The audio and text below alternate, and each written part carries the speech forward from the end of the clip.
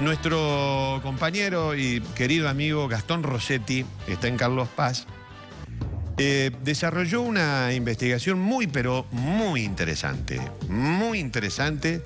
vinculada a lo que pasa con el lago San Roque. Concretamente, lo que llega al lago San Roque. Esto es un proceso de investigación que hizo Gastón Rossetti, al que le agradecemos que nos haya atendido ahora y que nos cuente, nos explique lo que pasa, pero fundamentalmente lo que llega al lago San Roque. ¿Cómo te va, Gastón? Buen día. ¿Cómo estás, Lagarto? Buen día, gusto saludarlos. Saludos a todos en la mesa. Hola, Gastón. Sí, en realidad la idea surgió un poco en esto de tratar de cuantificar la realidad del lago San Roque, ¿no? Lagarto, muchas veces a nosotros o a la gente nos resulta más asequible la realidad cuando la podemos medir, cuando la podemos cuantificar. Y de esa manera digerirla mejor y entenderla un poco mejor. Esa fue la idea también de ver qué llega al lago San Roque, por qué el lago San Roque está como está, por qué está tan contaminado. Y empezamos a averiguar el laboratorio de bioremediación municipal, que es en parte un poco el que está llevando adelante este plan de abordaje sanitario del lago San Roque. Comenzó a elaborar una serie de estadísticas para, antes de comenzar a curarlo, si se quiere, al lago, entender cuán enfermo está. En estas estadísticas que recogió hay algunas que resultan muy interesantes. La más interesante, o tal vez la más llamativa, la que más ruido hace, tiene que ver con la cantidad de materia fecal que recibe el lago San Roque en toda su cuenca. Estamos hablando desde Cuesta Blanca hasta la localidad de La Falda. Y aquí nos encontramos con un dato que estremece. Son 22 toneladas por día, son 22.000 kilos por día de materia fecal que recibe el lago San Roque en toda la cuenca. Y eso, aquí hay que ser claro, estamos hablando solamente de materia fecal humana, de excretas humanas. Aquí no se tiene en cuenta la materia fecal del ganado, que son cerca de 50.000 cabezas de bovinos, según SENASA, según el último recuento que hizo SENASA que hay en la zona. Aquí no se tienen en cuenta los detergentes de los comercios, un comercio que se ha expandido y muchísimo en la zona del Valle de Punilla.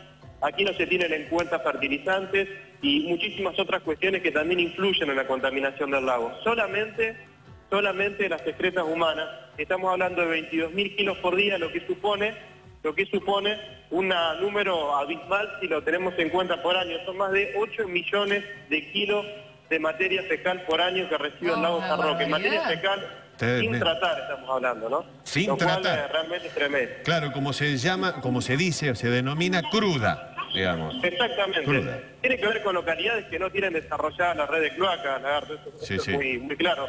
Apenas Carlos Paz tiene el 30% y no mucho más. Un poco también ha podido hacer La Falda, pero el resto de las localidades del Valle de Punilla, casi sin excepción, no tienen hecho ni un solo metro de cloacas, y esto también influye de manera directa en el lago San Roque. Cuando decimos materia fecal que está roja, es materia fecal que llega directamente a las costas del lago o que llega de manera indirecta a través de pozos negros y contaminando las napas, ¿no? Gastón, estamos viendo un gráfico acá que me gustaría que lo pongamos en pantalla plena, que es un poquito la síntesis de lo que vos estás planteando.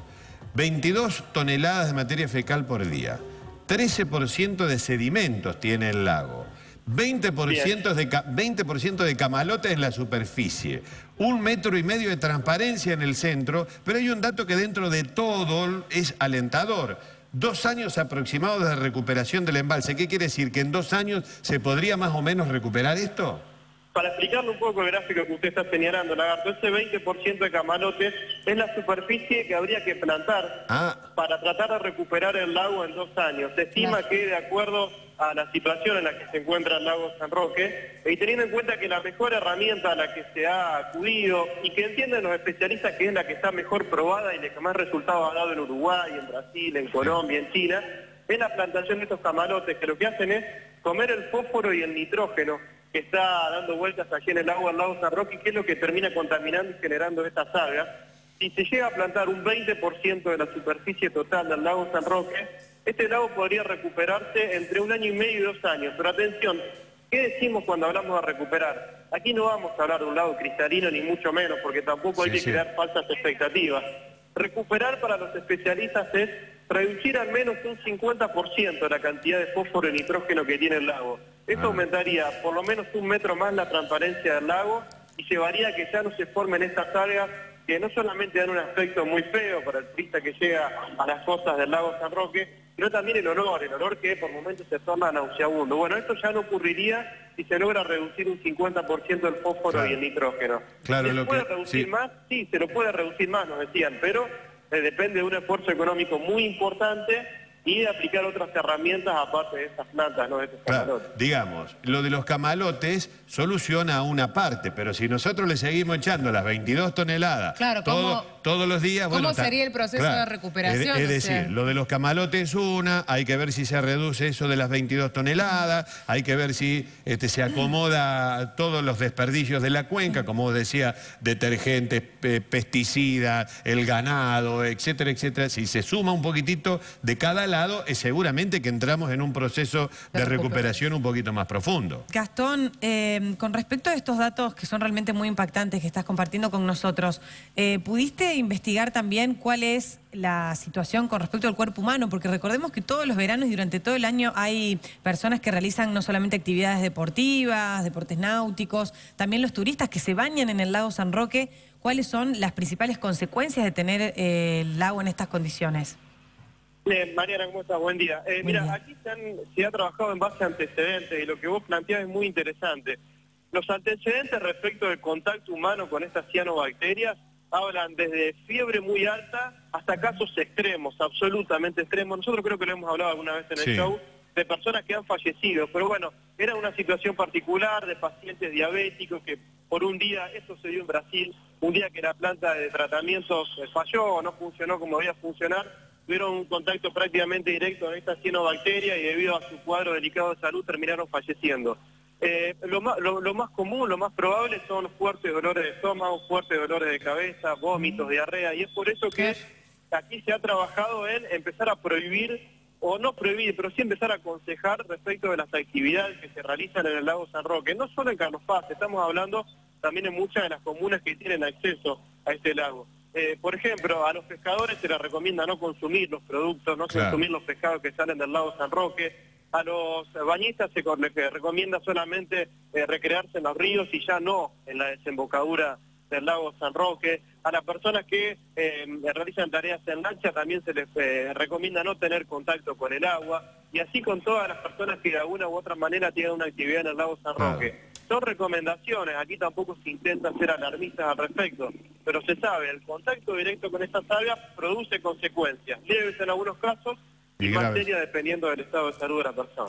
Bueno, muy bien, Gastón, ¿no? Te agradezco mucho la gentileza de datos impactantes, ¿no? La verdad que impacta verlo en números, ¿no? Porque uno habla de esto, pero cuando se traduce en números y en ejemplos concretos y gráficos como este, le quedan claras las cosas. Un abrazo grande, Gastón, muy amable, muy gentil. Bueno.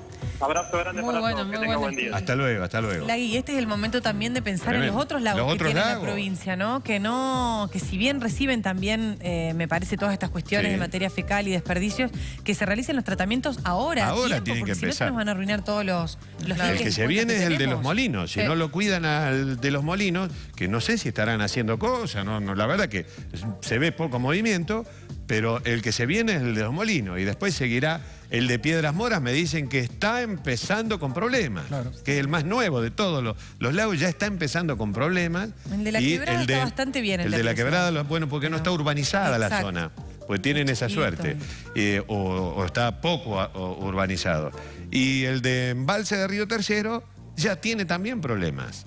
Pero bueno, hay que ver si se hacen algo. En el embalse los problemas están más afuera que adentro, pero bueno, de todas maneras hay que verlo. 10 de la mañana.